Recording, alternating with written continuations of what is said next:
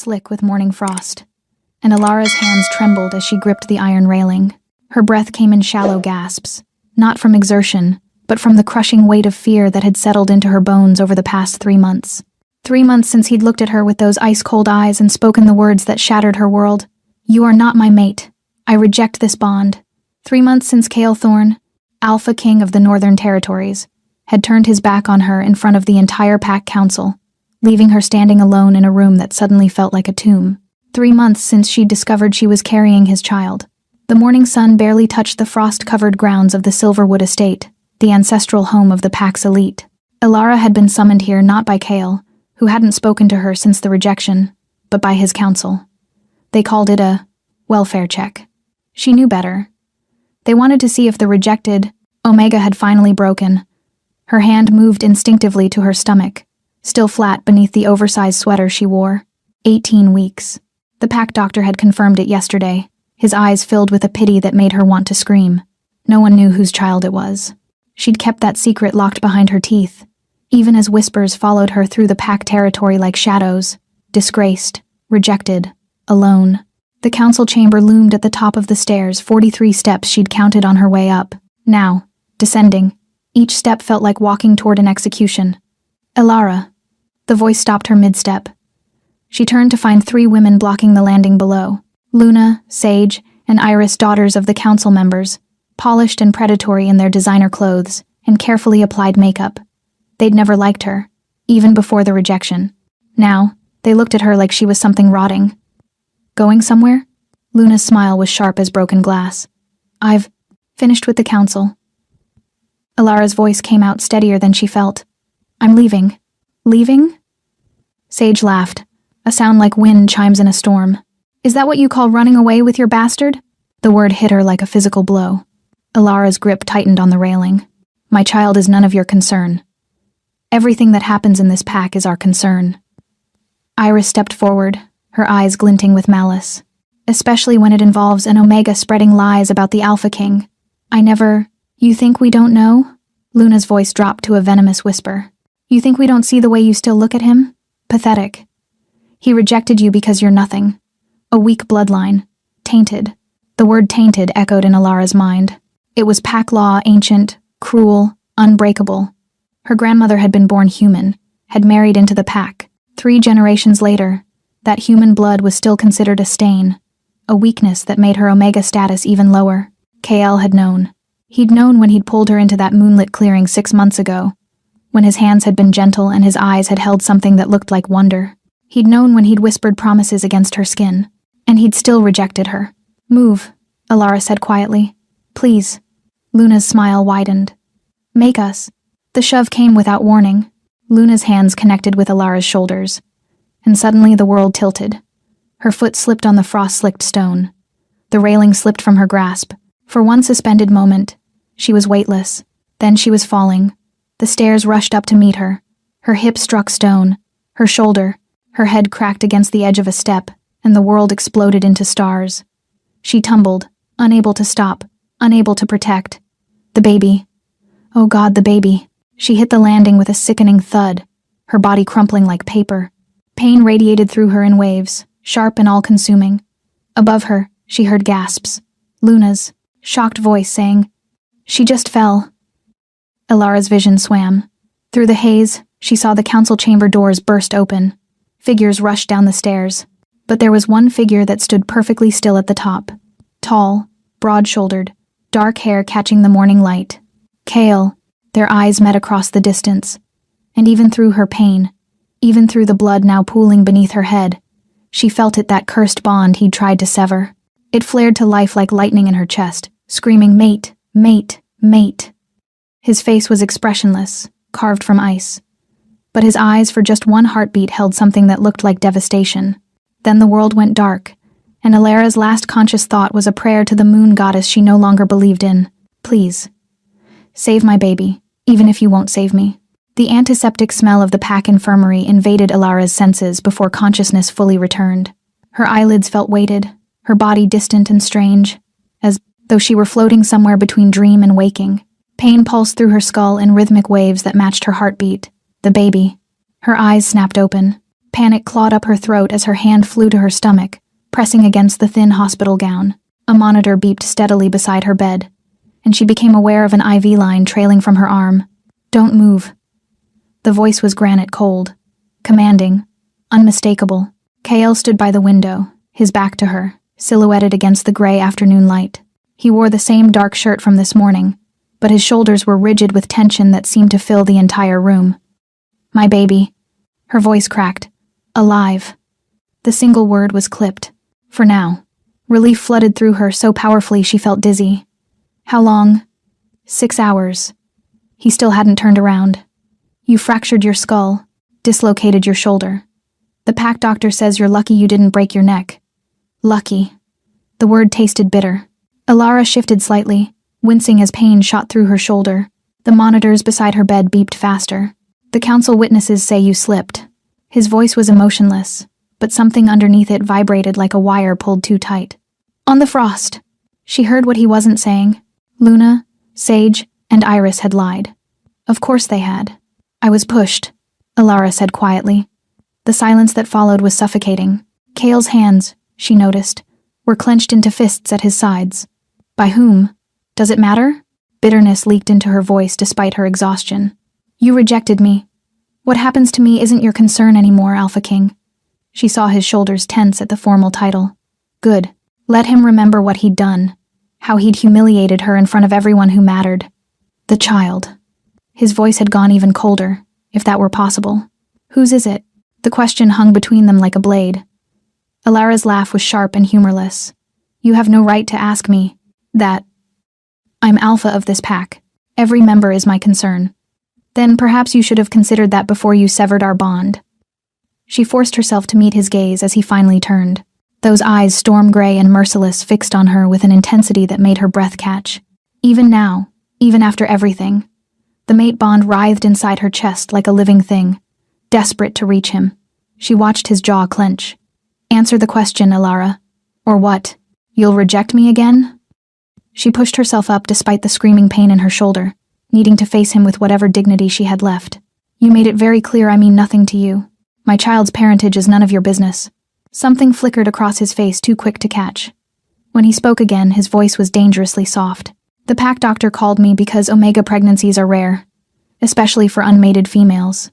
He took a step closer, and Alara hated how her body responded, leaning toward him even as her mind screamed to pull away. "He also informed me that the child carries alpha blood, strong alpha blood." Her heart hammered against her ribs. She'd known the pack doctor would test the baby's lineage. It was protocol, but she hadn't expected him to share the results with anyone, especially not Kael. "There are many alphas in this pack," she managed. "Not many who could father a child strong enough to survive a fall like that." His eyes bore into hers. "The doctor says it's a miracle. The fetus should have miscarried from the trauma alone. But something protected it, something powerful." Alara's mouth went dry. She hadn't known that, hadn't realized how close she'd come to losing everything. Royal bloodline. Kael's voice was barely above a whisper now, and he'd crossed half the distance between them. Only royal alpha blood carries that kind of protective instinct, even in utero. "So I'll ask you one more time, Alara. Whose child is it?" She wanted to tell him, wanted to scream it in his face, wanted to watch his carefully controlled expression crack, but fear held her tongue. Not fear of him, but fear of what he might do. Would he try to take the baby? Claim it as his heir while still denying her? "Why do you care?" she whispered instead. "You made your choice." For the first time since she'd woken, genuine emotion crossed his face. It looked like agony. "That child." He stopped, seemed to struggle with something. When he continued, his voice was raw. "If that child is mine, it changes everything. It changes nothing." Tears burned behind her eyes, but she refused to let them fall. "You rejected me because of my bloodline. Because I'm tainted." "Those are your words, Kael. You think having your baby makes me less human? Less weak? I never said you were weak. You didn't have to." The monitor's beeping had accelerated. Kael's eyes flicked to it, then back to her face. Something in his expression shifted, softened, almost imperceptibly. "You need to rest." The command in his voice had gentled. "We'll discuss this when you're stronger." "There's nothing to discuss." He moved suddenly, closing the remaining distance between them. His hand lifted as if to touch her face, and Alara froze. The mate bond roared to life, singing at his nearness. His scent pine and winter storms and something uniquely him wrapped around her. His fingers stopped inches from her cheek. His eyes held hers, and in them she saw something that looked like longing, like regret, like a war being fought behind those cold gray depths. Rest, Alara. His voice was almost tender. Please. Then he was gone, the door clicking shut behind him, leaving her alone with the monitors and the phantom warmth of his almost touch, and the terrible, undeniable truth burning in her chest. The baby was his. And somehow, he already knew. Alara was released from the infirmary 3 days later with strict orders to rest and a prescription she couldn't afford to fill. The pack doctor, an elderly wolf named Marcus with kind eyes that held too many secrets, had pulled her aside before she left. The Alpha King has requested daily updates on your condition, he'd said quietly, glancing toward the door as if Kale might materialize at any moment. And the babies. Tell him I'm fine, Alara had replied, though fine felt like a foreign concept. Her shoulder was still wrapped, her head still ached, and every time she closed her eyes she felt herself falling. Alara. Marcus's hand had been gentle on her arm. There's something you should know. The baby's protective response during the fall. I've only seen it once before, decades ago. In the old Alpha King's line. He'd paused, weighing his words. Royal wolves protect their own, even before birth. But this child, the power signature, is remarkable. Almost ancient. Ancient. The word had followed her out of the infirmary and into the small cottage at the edge of Pack, territory where she'd been living since the rejection. It was modest, 2 rooms and a kitchen that barely functioned, but it was hers. Or at least, it had been assigned to her as part of her Omega designation. Now, standing in her dimly lit living room as dusk settled over the forest, Alara wondered how long even this small mercy would last. A knock at the door made her jump. Her heart raced as she moved toward it, every instinct screaming danger. Through the window, she caught a glimpse of a tall figure, and for one irrational moment she thought, not Kale. She opened the door to find Theron, Kale's beta and oldest friend, standing on her porch with an expression caught somewhere between duty and discomfort. Alara. He nodded, respectful despite her fallen status. Theron had always been kind to her, even after the rejection. May I come in? She stepped aside, hyper-aware of how small her cottage must seem to someone who lived in the main pack house. Theron's eyes swept the space-taking in the worn furniture, the empty refrigerator visible through the kitchen doorway, the single pair of shoes by the door. The Alpha sent you.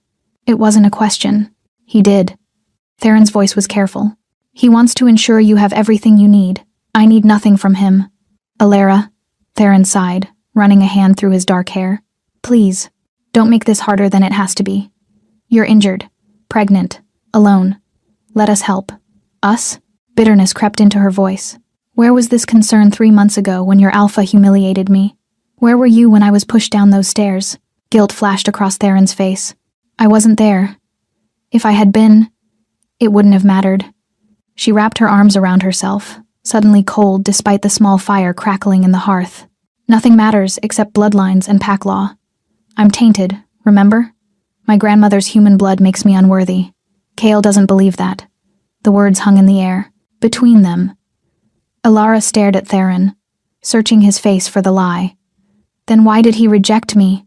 Theron's expression shifted something like pain, like knowing too much and being able to say too little. It's not my story to tell. But Alara, you need to understand the rejection. It's killing him. Good. The word came out sharper than she intended. He deserves to suffer. Does he? Theron took a step closer, his voice dropping. Or is there more happening here than you know? Have you asked yourself why he rejected you publicly but can't seem to stay away? Why he stood watch outside your infirmary room for 3 days straight? Why he looks like a man being torn apart every time someone mentions your name? Alara's breath caught. What? He never left. Theron's eyes were steady on hers. Not once. Marcus had to force him to eat. The council demanded his presence at meetings and he refused them all. You were unconscious, Alara. But he was there. Always. The revelation shook something loose inside her. She thought of waking alone, of Kale's cold demeanor, his controlled distance. Had it all been a facade? I don't understand. Neither do I. Completely. Theron pulled an envelope from his jacket. But he asked me to give you this, and to tell you that Luna, Sage, and Iris have been removed from Pack territory pending investigation. Her hands trembled as she took the envelope. It was heavy, expensive paper, sealed with the Alpha King's mark, a silver wolf beneath a crescent moon. He knows they pushed me? He knows. Theron's voice hardened. And there will be consequences. No one touches what's his. And he stopped abruptly, as if he'd said too much. I'm not his. But even as she spoke, her hand moved to her stomach. He made that clear. Did he? Theron moved toward the door, then paused. Read the letter, Alara. And tomorrow night, there's a pack gathering at the northern cliff. The full moon ceremony. You're not required to attend given your condition, but I think you should. I think you need to see something. See what? Theron's smile was sad. The truth he can't speak aloud. Then he was gone, leaving Alara alone with the sealed envelope and questions that multiplied like shadows. She moved to the window, watching darkness claim the forest. Somewhere out there, Kale was in the main pack house. Was he thinking of her? Was Theron right? Was the rejection destroying him too? Her fingers traced the seal. Part of her wanted to throw the letter into the fire unread. But a larger part, the part that still felt the phantom warmth of his almost touch, that remembered his voice saying rest, please with something like tenderness, needed to know. She broke the seal. Inside, in handwriting she recognized from official pack documents, were 4 words that made her heart stop. Forgive me. It's complicated. Come tomorrow. Please. K. Beneath it, a single pressed silver leaf, the kind that only grew on the ancient tree, at the northern cliff, the ceremonial site, the place where pack bonds were formed and, rarely, where they were broken, or remade. Outside her window, a wolf howled in the distance. The sound was mournful, desperate, and something in her soul recognized it, recognized him. Sleep refused to come. Alara lay in her narrow bed, watching moonlight paint silver patterns across her ceiling. Kale's letter clutched against her chest. The pressed leaf had released a faint scent, earth and winter, and something older, something that spoke of magic she barely understood. Forgive me, it's complicated. What could possibly be complicated about destroying someone? About looking into their eyes and severing the most sacred bond their kind could share? She rose before dawn, her body aching but restless. The cottage felt suffocating suddenly, too small to contain the questions churning through her mind. Against her better judgment, she dressed warmly and slipped outside into the pre-dawn darkness. The forest was quiet, holding its breath between night and morning. Alara walked without direction, letting her feet choose the path. She shouldn't be out here, not injured, not pregnant, not alone. But solitude had become her only friend these past months, and the trees didn't judge her for being tainted. She didn't realize where she was heading until she heard the sound of water. The northern stream cut through pack territory like a silver vein, feeding into the lake near the ceremonial grounds. Alara had come here often before the rejection, drawn by its wild beauty. Now she stood on the bank, watching dawnlight begin to touch the water's surface. A branch snapped behind her. She spun, heart hammering, and found herself face to face with an elderly woman she'd never seen before. The stranger was small, wizened, with eyes that seemed to hold centuries. She wore traditional pack clothing, leather, and woven silver that marked her as someone important, though Alara couldn't place her. You're the rejected Omega. It wasn't a question. The woman's voice was like wind through autumn leaves. Alara lifted her chin. I'm Alara. I know who you are, child. The woman moved closer, studying her with an intensity that made Alara want to step back. I know what you carry, too. Royal blood. The last hope of a dying line. I don't understand. No, you wouldn't. The woman's gaze moved to Alara's stomach. They've kept the truth from you. From everyone. But the old laws remember what the young have forgotten. What truth? Who are you? I am Mira, Elder of the Moon Council, Keeper of the Ancient Rites. She gestured to a fallen log near the stream. Sit. You need to hear this before tonight's ceremony. Every instinct told Alara to run. Strange women appearing in forests, speaking in riddles. It was the beginning of every cautionary tale she'd ever heard. But something in Mira's eyes held her. Not threat, but urgency. Desperation, even. She sat. Mira settled beside her, with a sigh that seemed to carry the weight of years. Do you know why Alpha Kings can only mate with certain bloodlines? Pack law. Strength must be preserved. That's what they tell you. The sanitized version. Mira's laugh was bitter. The truth is darker, child. And older. The Alpha King line carries a curse. Alara's blood ran cold. What kind of curse? 300 years ago. The first Alpha King Kale's ancestor rejected his true mate to marry for political power. The moon goddess herself appeared before him and spoke a prophecy. Every 7th generation, an Alpha King will face the same choice. Reject the true mate, and the bloodline will weaken unto death. Accept the mate, despite all obstacles, and the curse will break, but the true mate will always be deemed unworthy by pack law. The words settled over Alara like frost. 7th generation. Kale is the 7th. Mira's eyes were grave. And you are his true mate. The one who breaks all the rules. Human blood, Omega designation, no political power. Everything pack law says an Alpha King cannot choose. Alara's mind raced, but he rejected me. He had no choice. Mira's hand found hers, surprisingly warm. The council discovered your grandmother's human lineage. They invoked the ancient breeding laws. Kyle was given an ultimatum: reject you publicly and save you from being exiled from Packlands entirely, or accept the bond and watch you be banished to the wilderness where rogues would tear you apart within days. The forest seemed to tilt around her. No, that's not. He would have told me. Would he? And make you choose between exile and watching him suffer? You don't know Kale Thorne as I do, child. He would burn himself to ash before letting harm come to his mate, even if it meant breaking both your hearts.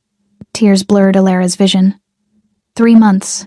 3 months she'd hated him, thought herself worthless in his eyes, carried their child alone because she believed he'd discarded her like garbage. Why didn't anyone tell me? Because the council forbade it.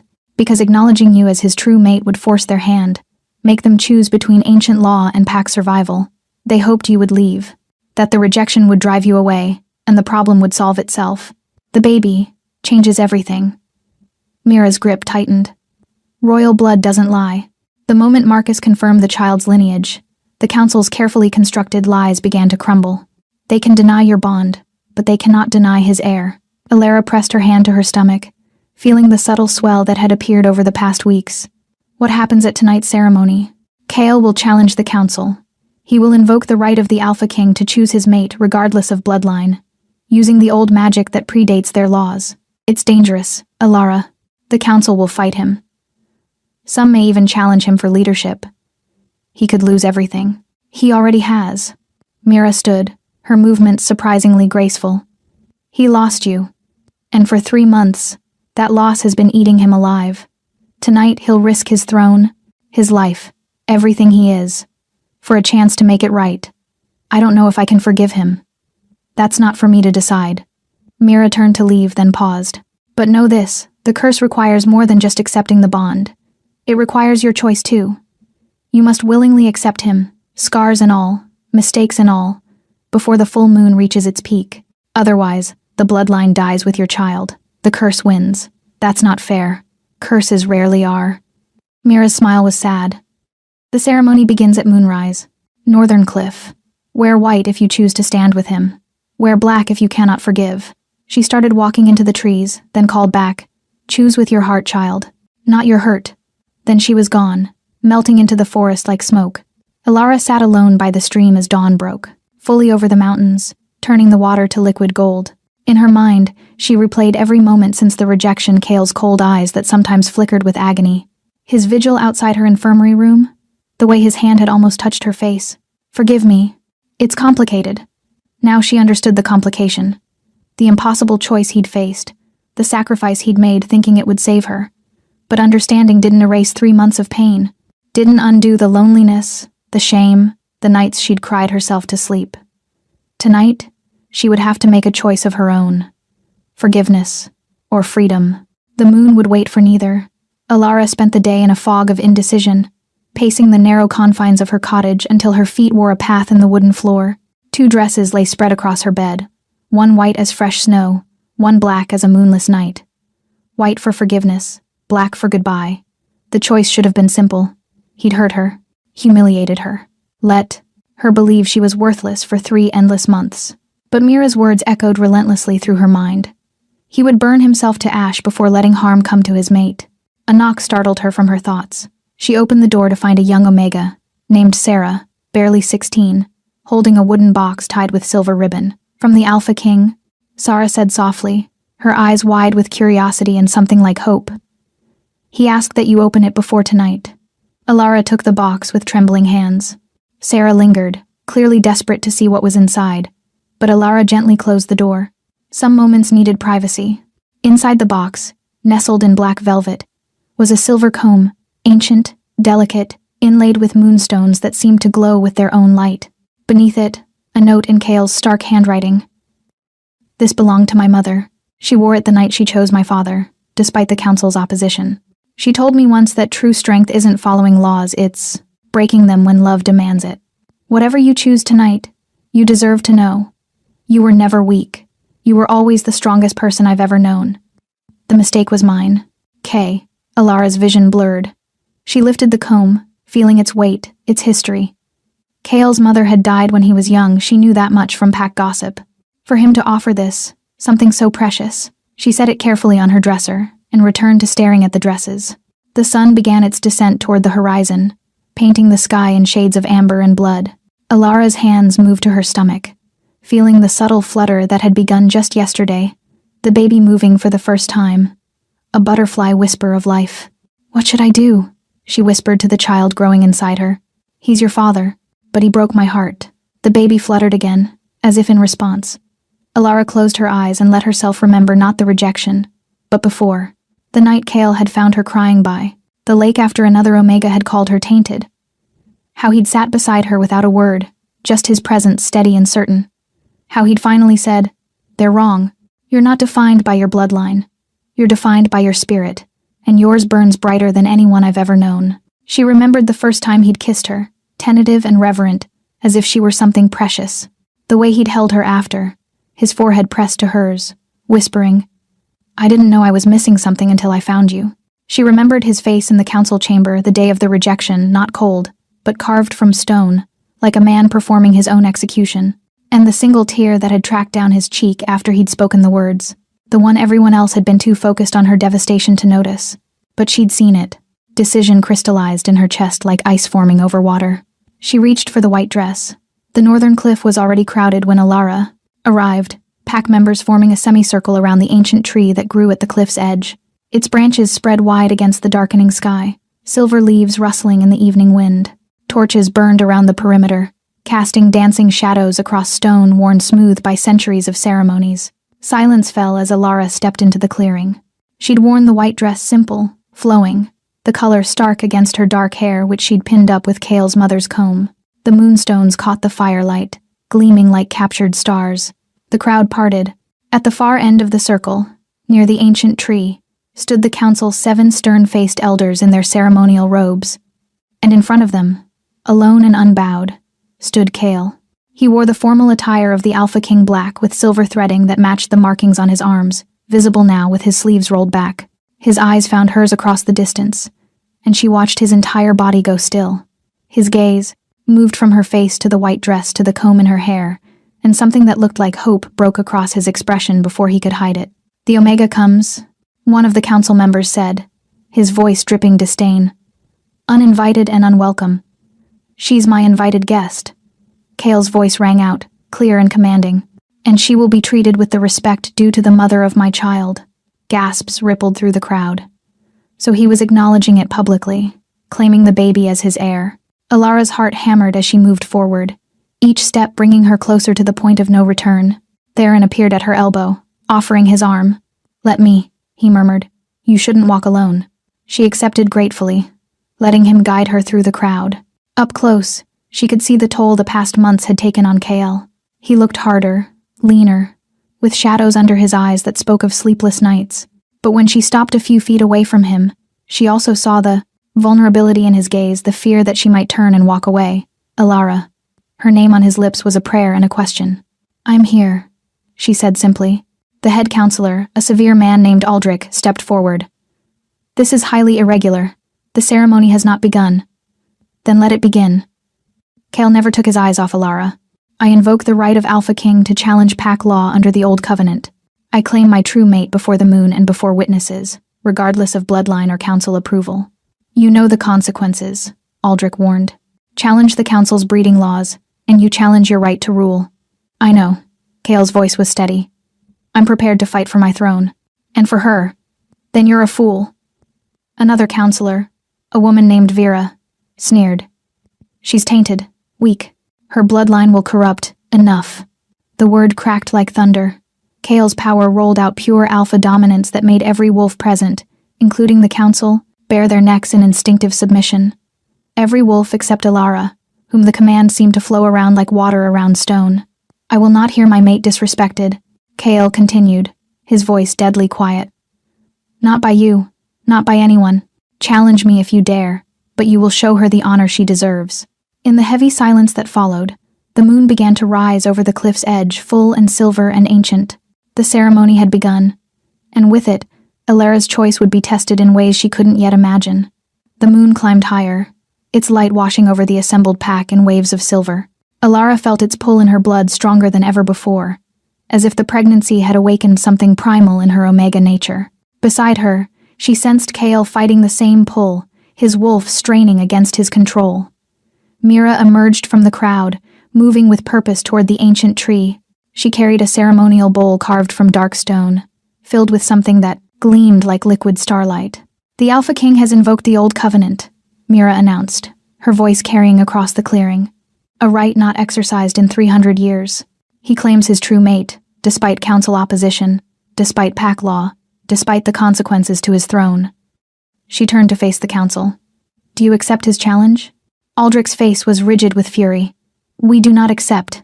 This Omega is unsuitable. The Old Covenant doesn't ask for your acceptance.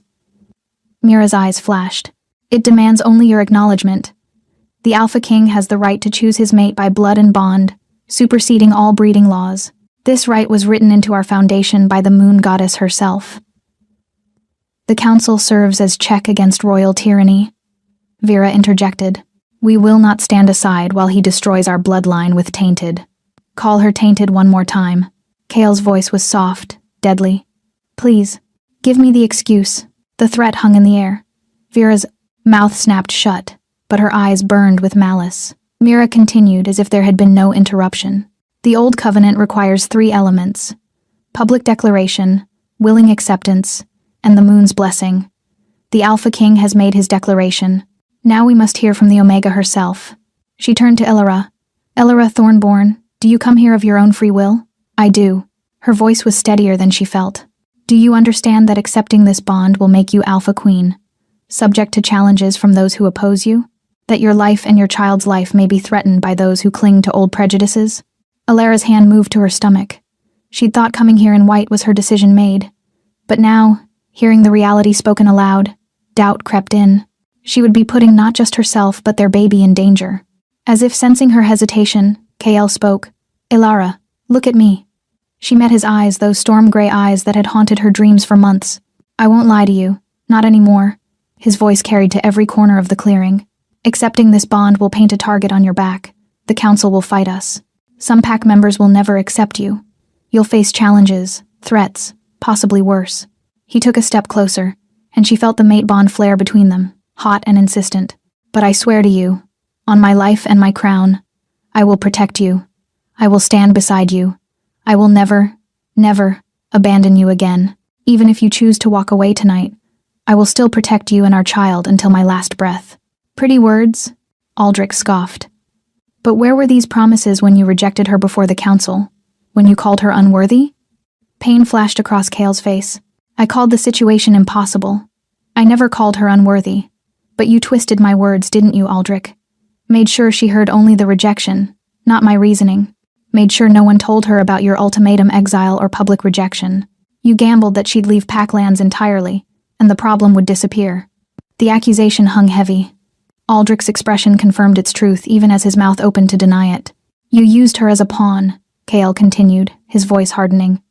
You manipulated us both, thinking you could control the Alpha King through fear. But your mistake was assuming I'd choose my throne over my mate. He turned back to Elara. I made the wrong choice 3 months ago. I thought I was saving you. I was wrong. I should have fought then. I should have trusted you to be strong enough to stand beside me in the fight. I'm asking now, will you give me a chance to make it right? Elara's throat tightened.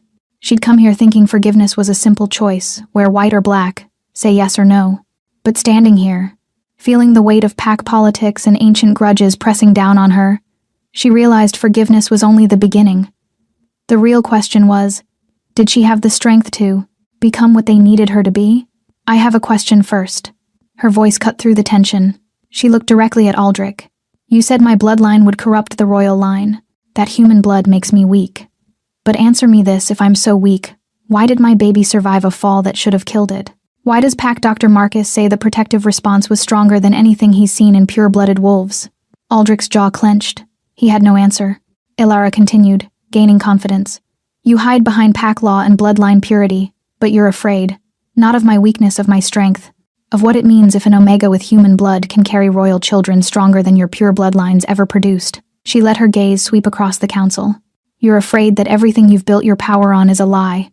Silence. Then, from somewhere in the crowd, a young wolf began to clap. Then another. The sound spread until half the pack was applauding, many looking at Elara, with new respect. Mira's smile was fierce and proud. The Omega has spoken her truth. Now, Elara Thornborn, I ask you formally, do you accept the Alpha King as your mate? Do you claim him before Moon and Pack, despite all obstacles? Elara looked at Kale. Really looked at him. Saw the man who'd made a terrible choice trying to protect her. The man who'd stood vigil for 3 days while she lay unconscious. The man who was willing to lose everything for a chance to make things right. She saw the father of her child. Her true mate. Her future. I do.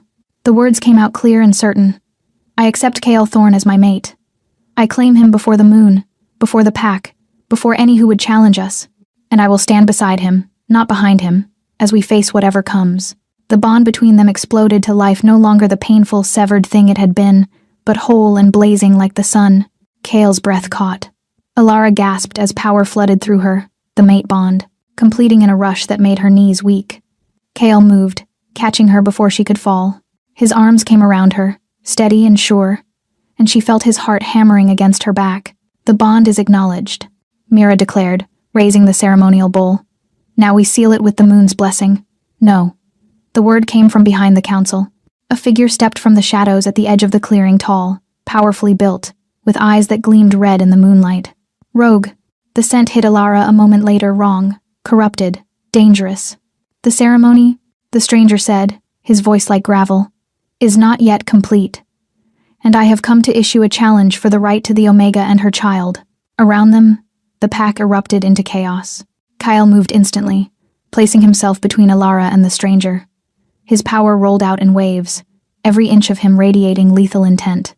Around them, pack wolves shifted into defensive positions, growls rumbling through the clearing. Identify yourself, Kale commanded, his voice pure alpha authority. The stranger smiled, revealing teeth too sharp to be fully human. He was older than Elara had first thought, perhaps 50, with silver threading through dark hair and scars marking his face and arms. But it was his eyes that held her attention, red-rimmed and wild, yet underneath, something calculating lurked. I am Damon Blackwood, and I have every right to be here. The name sent a ripple of shock through the assembled wolves. Elara felt Theron tense beside her, heard gasps from the crowd. Even the council looked shaken. Blackwood, Aldrich breathed. That bloodline was extinct. Wiped out in the purge 70 years ago. Not extinct. Damon's smile widened. Merely. Waiting. And now I've come to claim what's mine by ancient right, the Omega carrying royal blood. Kale's growl was inhuman. She belongs to no one but herself. And she's chosen me. Has she? Damon's red-tinged gaze fixed on Elara, and she Damon's. Fought the urge to step back, or did she simply choose the devil she knows over the one she doesn't? Tell me, little Omega, do you know what the Blackwood line was before the Thorns destroyed us? Rogues, Mira said, stepping forward. Her expression was grim. The Blackwood pack turned rogue, abandoned pack law, slaughtered humans and wolves alike. They were eliminated to protect our kind. We were rebels. Damon's voice hardened. We refused to bow to the Thorns' tyranny, refused to accept their breeding laws and bloodline obsessions. And for that, Kale's grandfather hunted us like animals. His eyes found Kale. How many of my family did your bloodline murder, Alpha King? 20? 30? My sister was 8 years old when your grandfather's wolves tore her apart. The pain in his voice was real, raw. Elara felt Kyle tense. My grandfather's actions don't justify yours, Kale said quietly. If you've come for vengeance, I've come for justice. Damon pulled something from Neen, his coat a scroll, yellowed with age. The old covenant that allows an Alpha King to claim his mate despite council opposition? It has a counterbalance. A challenge clause. If any alpha of royal blood contests the claim during the ceremony, they have the right to fight for the Omega's hand. You're not Pack, Aldrich objected. You have no right. The Blackwood line was royal before the Thorns. Our blood is as pure, our claim as ancient. Daemon unrolled the scroll, revealing text written in the old language. The law is clear. During a contested mating ceremony, any royal-born alpha may issue challenge. The Omega chooses which alpha she wishes to fight for her. Then the alphas battle. Winner claims the mate and her offspring. Horror washed through Alara. No, I've already made my choice. Under duress. Daemon's voice softened as he looked at her. You chose the man who rejected you, who let you suffer for months, who allowed you to be pushed downstairs while his child grew in your belly. Is that really choice, Omega? Or is it simply Stockholm Syndrome? The words hit harder than Alara wanted to admit. Doubt flickered through her, not about Chaol, but about herself. Had she chosen him because she truly forgave him? Or because she was too afraid to imagine another path? Don't listen to him, Chaol said, but he wasn't looking at Daemon. His eyes were on Alara, and in them she saw fear. Not of the fight, but of losing her. Alara, please. She deserves to hear the truth.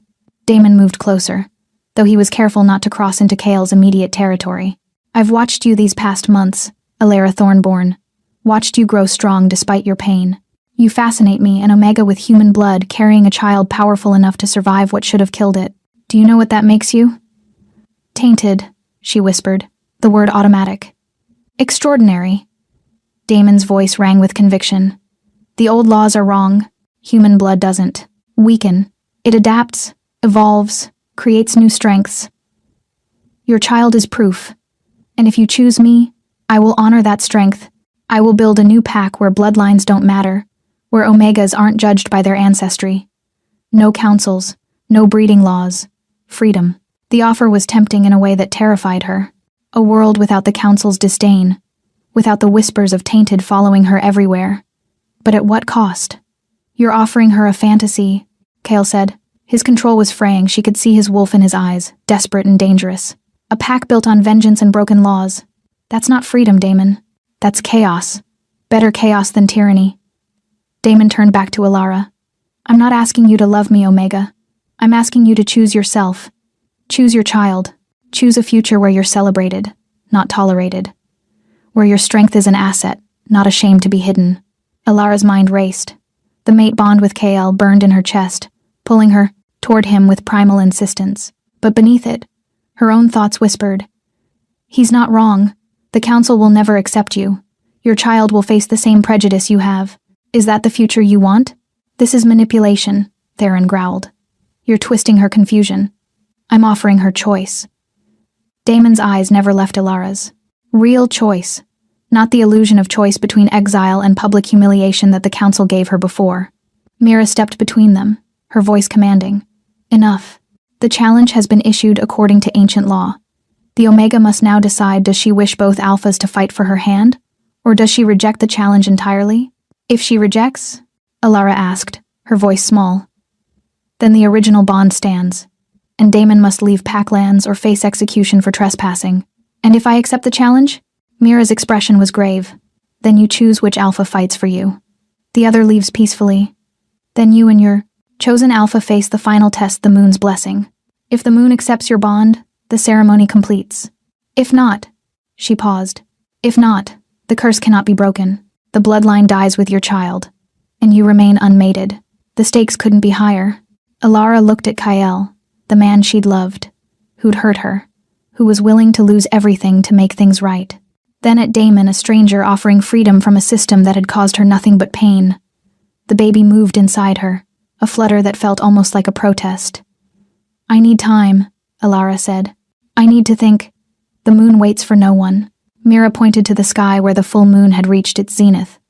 You have until it begins to set. 1 hour. Then you must choose, or the ceremony fails, and the curse remains intact. Chaol reached for her hand. The moment their skin touched, the mate bond sang right and perfect and undeniable. Alara, please, let me fight for you. Let me prove. Don't beg her. Daemon's voice was sharp. Let her choose freely, without the bond clouding her judgment. But that was the problem, wasn't it? The bond was already there, already complete, already whispering mine, mine, mine with every heartbeat. Could she make a rational choice with that kind of primal pull? 1 hour, she repeated, pulling her hand from Kale's. The loss of contact felt like tearing away skin. I need 1 hour alone. You can't go alone, Kale started. She won't be. Mira placed a hand on Alara's shoulder. I'll accompany her to the sacred grove. No alphas, no council, just the Omega and the moon. That is her right. Kale looked like he wanted to argue, but Pack Law held him silent. Damon inclined his head, accepting. As Mira led her away from the clearing, Alara felt 2 sets of eyes burning into her back, one storm gray and desperate, one red-tinged and hungry, both waiting for a decision that would change everything, and she had no idea which choice would save her child, or destroy them all. The sacred grove was a small clearing ringed by silver birch trees, their pale bark glowing ghostly in the moonlight. In the center stood a pool of still water, its surface reflecting the moon so perfectly it seemed like looking into another world. Mira guided Alara to sit beside the pool, then settled across from her with a heaviness that spoke of age and wisdom. You're afraid, Mira observed. Not a question. I don't know what to choose. Alara's voice cracked. Everything Damon said, it's true. The council will never accept me. My child will grow up hearing the same insults I did. Kale can't change centuries of prejudice, no matter how much he wants to. No, Mira agreed. He can't change it alone. Alara looked up sharply. What do you mean? You think being Alpha Queen is about standing beside Kale while he fights your battles? Mira's smile was knowing. Child, if you accept this bond, you become the first queen with human blood in our history. You become the one who breaks the bloodline curse. You become the symbol that proves everything the council believes is wrong. That's not a passive role. That's revolution. The words settled over Alara like a mantle. Revolution. Not just accepting Kale's protection, but actively changing the system that had hurt them both. Damon offers the same thing, she said. A new pack, new rules. Damon offers escape. Mira's voice was gentle but firm. And there's no shame in choosing that. But ask yourself, is escape what your heart truly wants? Or is it what your fear tells you is easier? Alara stared into the pool, watching the moon's reflection ripple.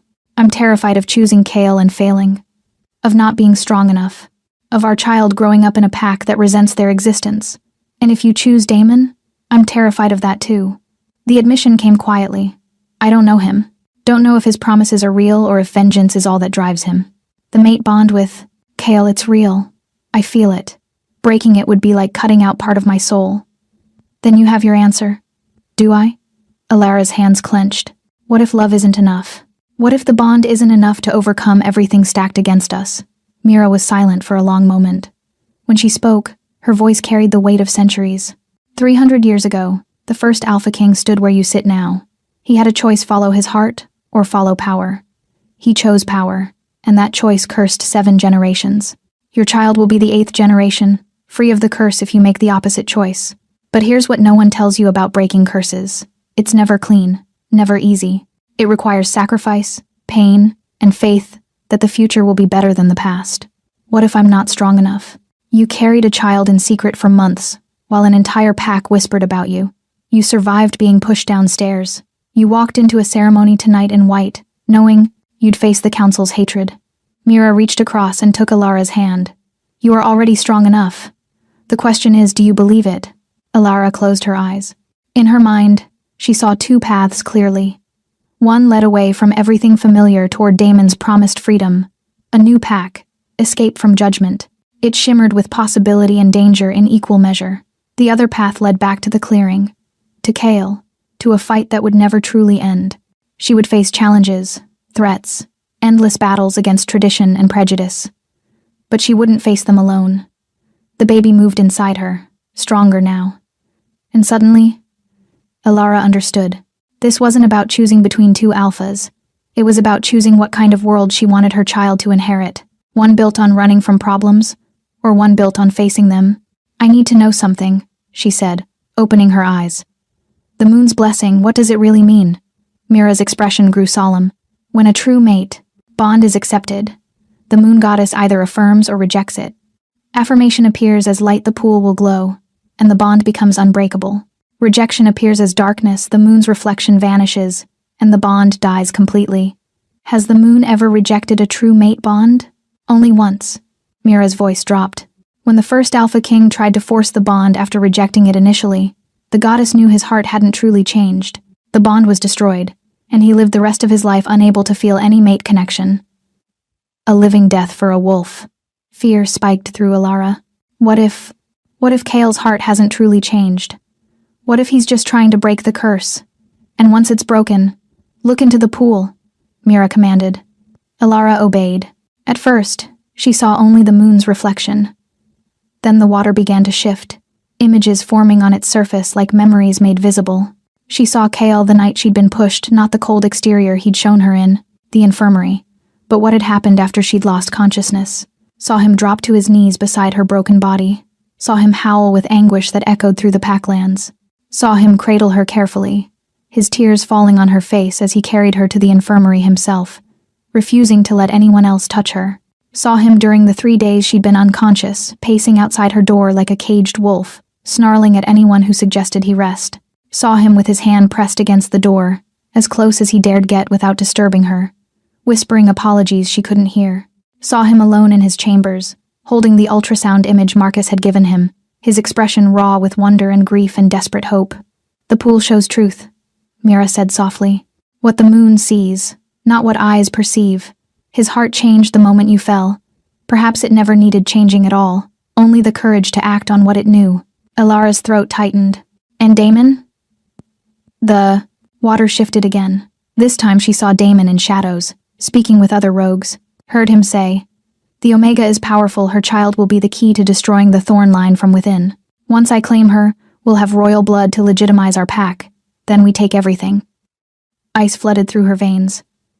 "He lied," she whispered. "Not entirely," Mira corrected.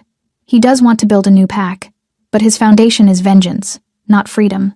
In his world, you'd simply be trading one form of control for another." Alara stood abruptly, her decision crystallizing. "How much time do I have?" 10 minutes before the moon begins to set. "Then we need to go back. Now." They hurried through the forest, Alara's heart pounding with urgency. She'd been so focused on her own hurt that she'd almost missed the truth. Love that fights for you, even imperfectly, was worth more than pretty promises built on lies. The clearing came into view. Kale stood exactly where she'd left him, his eyes fixed on the path as if he could will her to return. Damon leaned against the ancient tree, confident and waiting. The entire pack fell silent as Alara stepped into the moonlight. "I've made my choice," she announced, her voice carrying across the clearing. She walked straight to Kale, watching hope and fear war in his eyes. "I choose you, not because the bond demands it, not because I'm afraid of the alternative, but because I choose to fight beside you, not run from what we could build together." Kale's breath shuddered out. "Alara." She held up her hand. "But I have conditions." Kale's eyes widened slightly at her words, but he nodded. "Name them." Alara turned to face the assembled pack, drawing strength from the baby growing inside her, from the silver comb in her hair, from every moment of pain that had brought her to this clearing. "If I become your Alpha Queen," she said, her voice steady and clear, "then I will not be a figurehead. I will not stand silent while the Council makes decisions that affect our people. I will have a voice in pack law, in challenges, in every matter that shapes our future." Aldrich sputtered. "The Council has governed for centuries. The Council has also perpetuated prejudice for centuries." Alara cut him off. "Has enforced laws that value blood over character. That ends now. Or I walk away and let your precious bloodline curse continue." The threat landed hard. She watched several Council members blanch, understanding suddenly that she held more power than they'd ever given her credit for. "What else?" Kale's voice held something that sounded like pride. "The breeding laws are abolished. Immediately. No more dictating who can mate based on bloodlines. No more exiling Omegas who don't meet arbitrary standards." She met Aldrich's furious gaze without flinching. "And Luna, Sage, and Iris will be formally tried for attempted murder. Not quietly removed. Not pending investigation. Full trial, full consequences." "Agreed," Kale said without hesitation. The speed of his acceptance drew murmurs from the crowd. Alara's heart hammered, but she pressed on. "And one more thing. I want the truth told publicly. About the ultimatum. About why you rejected me. About how the Council manipulated us both. No more secrets. No more letting them control the narrative." This time Kale hesitated. She saw him glance at the Council, saw the calculation in his eyes. Exposing the council's actions would weaken their authority permanently. It would reshape pack politics in ways that couldn't be undone. The stability of the pack, Aldrich began, was built on lies. Alara finished. And I won't raise my child in a pack that functions through manipulation and fear. Truth, Kale. That's my final condition. All of it, publicly acknowledged. The silence stretched. Then Kale turned to face the council, his expression carved from stone.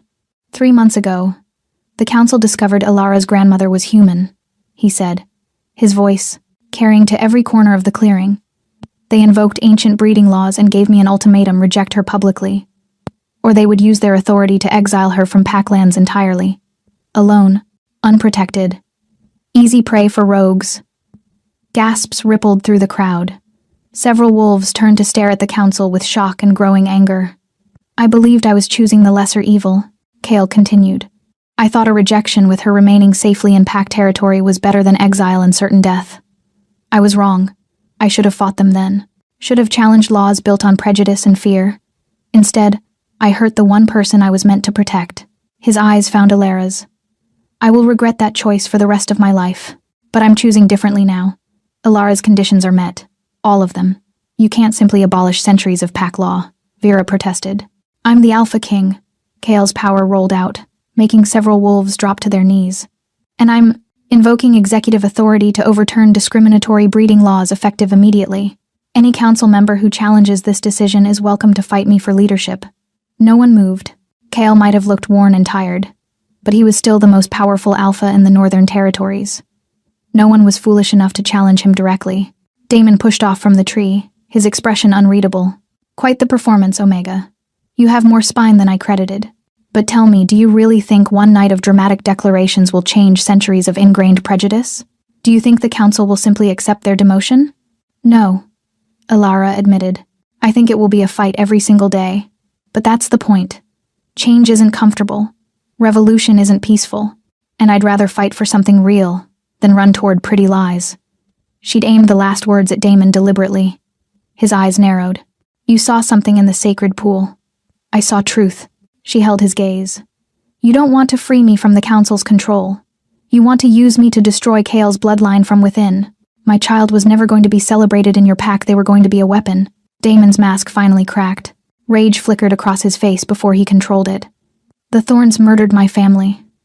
And I'm sorry for that. Truly. Alara's voice softened. What Kale's grandfather did was wrong. But using me and my child for revenge won't bring your family back. It will just perpetuate the same cycle of violence and bloodshed. You're naive if you think forgiveness heals everything. I don't. She thought of the 3 months of pain, of believing herself worthless, of the fear that had lived in her bones. Forgiveness doesn't erase what happened, but it gives us a chance to build something different, something better. That's what I'm choosing. Damon stared at her for a long moment, something like respect crossing his features. Then he inclined his head, not quite a bow, but an acknowledgement. You're stronger than I thought, Alara Thornborn. Perhaps you will change things. He turned to leave, then paused. But when the council comes for you, and they will remember that I offered you another path. He shifted mid-stride, black fur rippling across his skin as he transformed into a massive wolf. With one last look at the assembled pack, he disappeared into the forest. Silence fell. Then Mira stepped forward, raising the ceremonial bowl once more. The Omega has chosen. The Alpha has accepted her conditions. Now we complete the ceremony. She moved toward the ancient tree, gesturing for Kale and Alara to follow. Kneel before the tree, join hands, and pray the moon finds your bond worthy. Alara's legs trembled as she moved forward. This was it, the final test. If the moon rejected them, everything she'd fought for would crumble. The curse would continue. Her child would be the last of Kale's bloodline. They knelt facing each other, the ancient tree's branches spreading above them like a canopy. Kale's hands found hers, large and warm and solid. Whatever happens, he whispered, thank you for giving me this chance. Don't thank me yet. She tried to smile. We still have to survive the moon's judgment. Mira poured the liquid from the bowl moon water, blessed and ancient, over their joined hands. It was cold as ice, burning where it touched skin. Moon goddess, Mira intoned. We present this bond for your blessing. True mates, tested by pain and separation, now reunited by choice and courage. If their hearts are true, show us your light. If their bond is false, show us your darkness. We await your judgment." The clearing held its breath. Above them the moon seemed to pulse, growing brighter, and Alara felt something ancient and vast turn its attention toward them, toward the broken bond they were trying to remake, toward the child growing inside her, toward the choice that would shape generations. The judgment had begun. The moonlight intensified, pouring down through the ancient trees' branches in silver streams. Alara felt it touch her skin like a physical presence, weighing, measuring, searching through every memory and motivation that had brought her to this moment. Kale's hands tightened around hers. She could feel his wolf rising to the surface, responding to the goddess's scrutiny. The mate bond between them flared, no longer the painful half-thing it had been, but not yet complete. It hung suspended, waiting for divine approval or rejection. The moonwater on their joined hands began to glow. Alara's breath caught. Around them, the pack watched in awed silence as the liquid light spread up their arms, weaving between them like threads of starlight. It was beautiful and terrifying. She could feel it probing deeper, past her conscious thoughts into the raw truth of her heart. Why did you choose him? The question wasn't spoken aloud, but Alara heard it, clearly, a voice like wind through ancient forests, like the first howl of a wolf, like moonlight made sound. "Because I love him," she answered silently. "Not because the bond demands it, not because I need his protection, but because when I look at him, I see someone who made a terrible choice trying to do the right thing. I see someone willing to lose everything to make it right. I see the father of my child. I see my future. And the pain he caused you still hurts." Alara didn't try to hide the truth. It might always hurt, but pain doesn't erase love. And forgiveness doesn't mean forgetting. It means choosing to build something new from the broken pieces. The light pulsed, seeming to consider her answer. Then the presence turned its attention to Kale. His entire body went rigid. Alara watched his face, saw him fighting to keep his expression neutral, even as something deep and private happened inside him. A single tear tracked down his cheek, gleaming silver in the moonlight. Whatever the goddess was asking him, whatever truth she was demanding, it was costing him. "Kale?" Alara whispered. His eyes opened, meeting hers. In them, she saw everything laid bare. His love, his regret, his desperate hope. And underneath it all, a fear so profound it took her breath away. What if I'm not enough? His thought reached her through the forming bond. What if I fail her again? What if the council finds a way to hurt her that I can't prevent? What if our child grows up hating me for the world they inherit? Then we fail together, Alara sent back, surprised to find she could. And we get up together, and we keep fighting. That's what mates do. The moonlight blazed suddenly, so bright several wolves cried out and shielded their eyes. Alara felt it pierce through her, through Kale, through the space between them. It was like being unmade and remade simultaneously, every cell in her body singing with recognition and power. The bond snapped into place. Not gently, but like a thunderclap, like lightning striking earth. Alara gasped as Kale's emotions flooded through her, his overwhelming love, his bone-deep relief, his wolf's fierce possessive joy, singing, "Mate, mate, mine," and underneath it, something else. Something that made her eyes widen in shock. The curse. She could feel it, a dark thread woven through Kale's bloodline, wrapped around his heart like barbed wire. It had been there since birth, tightening with each generation, slowly choking the life from the royal line. But now, as the bond completed, she felt it begin to unravel. The moonlight focused on that darkness, burning it away thread by thread. Kale cried out, not in pain, but in release, as if he'd been carrying an impossible weight, and someone had finally lifted it. Through their bond, Alara felt the exact moment the curse shattered completely. Freedom, pure and absolute. The light faded gradually, returning to normal moonlight. Alara found herself still kneeling, still holding Kale's hands, but everything had changed. The bond thrummed between them, solid and unbreakable. She could feel his heartbeat as clearly as her own, could sense his wolf's contentment, could taste his emotions like they were her own, and he could feel hers. "You're terrified," his thought reached her, tinged with concern. "Of course I am," she sent back. "I just became Alpha Queen. The council wants me dead. Half the pack thinks I'm unworthy, and I have no idea what I'm doing. Neither do I." His mental voice held something that might have been a laugh. "But we'll figure it out together." Mira's voice broke through their private communication. "The moon has spoken. The bond is accepted. The curse is broken." She raised her arms, addressing the pack. "I present to you Kale Thorne, Alpha King, and Alara Thorn, Alpha Queen, 7th generation and the breakers of the bloodline curse. Any who would challenge this union must face the moon's judgment directly. No one moved to challenge. Even the council. Members looked shaken, awed by what they'd witnessed. Kale stood, pulling Alara up with him. The movement brought them close, and for the first time since the rejection, they were truly together, no secrets, no distance, nothing but the bond and the choice they'd both made. "I love you," Kale whispered, his forehead touching hers. "I should have said it 3 months ago. Should have fought for us then. I'm sorry. I know." Alara's hands came up to cup his face. "I feel it. Everything. The bond doesn't lie." "No," he agreed. "It doesn't." He kissed her then, gentle and reverent, tasting of moonlight and promises and new beginnings. Through the bond, Alara felt his joy, his relief, his absolute commitment to making this work, no matter what came next. When they finally pulled apart, the pack erupted in howls, some celebratory, some uncertain, but acknowledging the new reality nonetheless. Theron approached, a wide grin splitting his face. "About time. I was starting to think you'd both be too stubborn to figure it out." "Shut up," Kale said, but there was no heat in it. His arm remained around Alara's waist, as if he couldn't bear to let her go. Mira touched Alara's shoulder. "The ceremony is complete. But know this, what you've done tonight will have consequences far beyond this pack. You've proven that the old laws are fallible, that bloodlines don't determine worth. Other packs will hear of this. Some will celebrate, others will see it as heresy."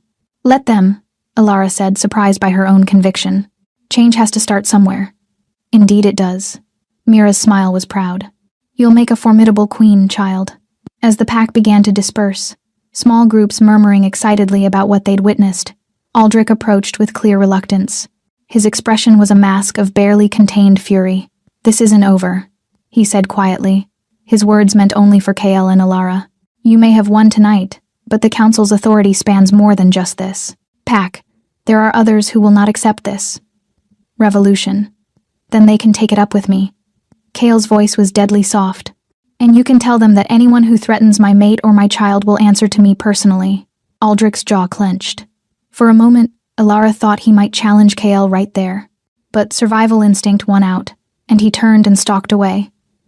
"He's right, though," Alara said once he was gone. "This is just the beginning. The real fight starts tomorrow." "I know."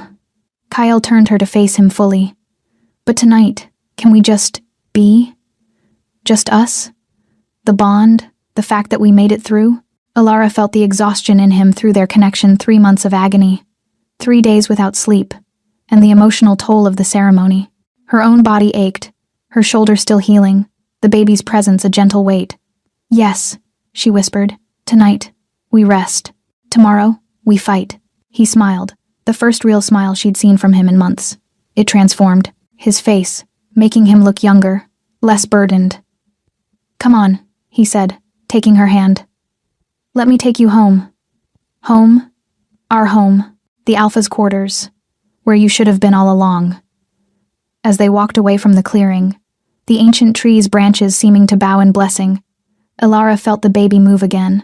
This time, the flutter was stronger, almost like acknowledgement. "We made it," she thought to the child. "We're going to be okay." And for the first time in 3 months, she believed it.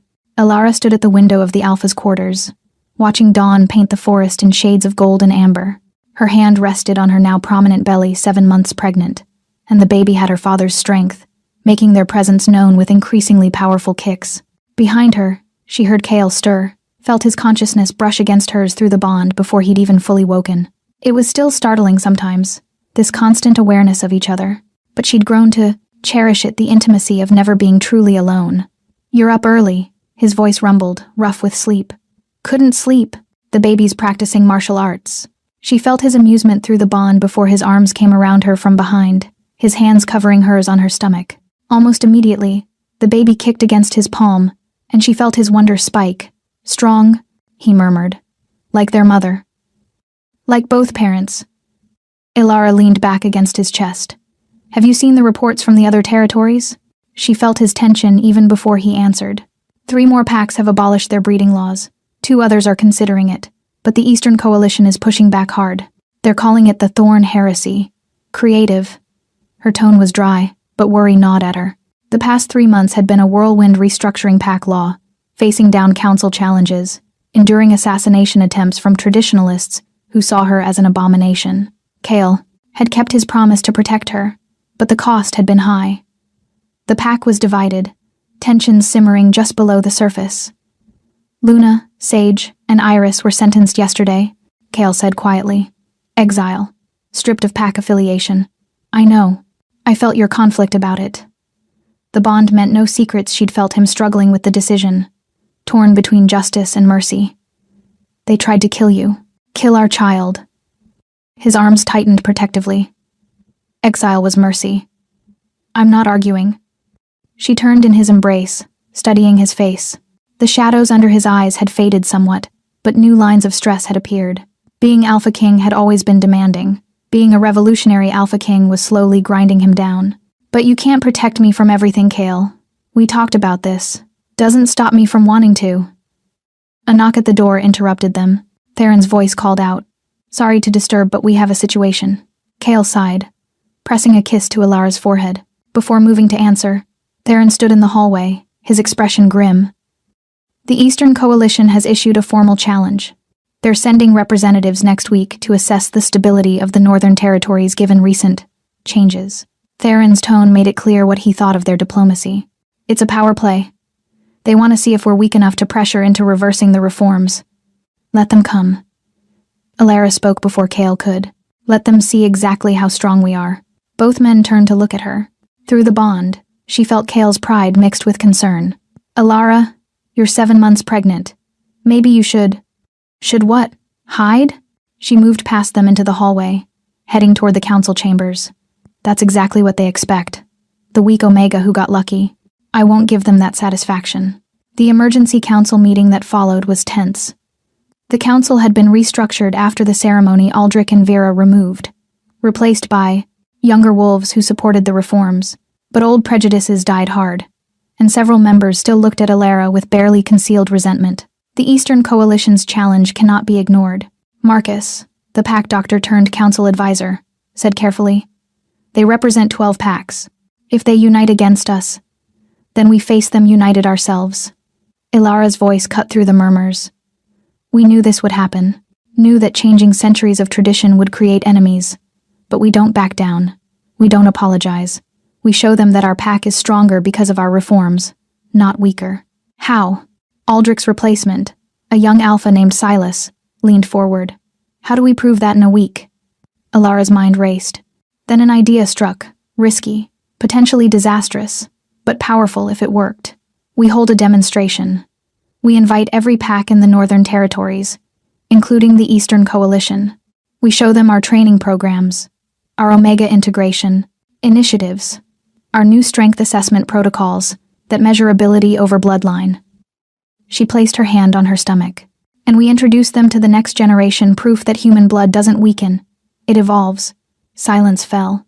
Through the bond, she felt Kale's alarm. That's putting a target on you and the baby. His thought reached her. The target's already there, she sent back. At least this way we control the narrative.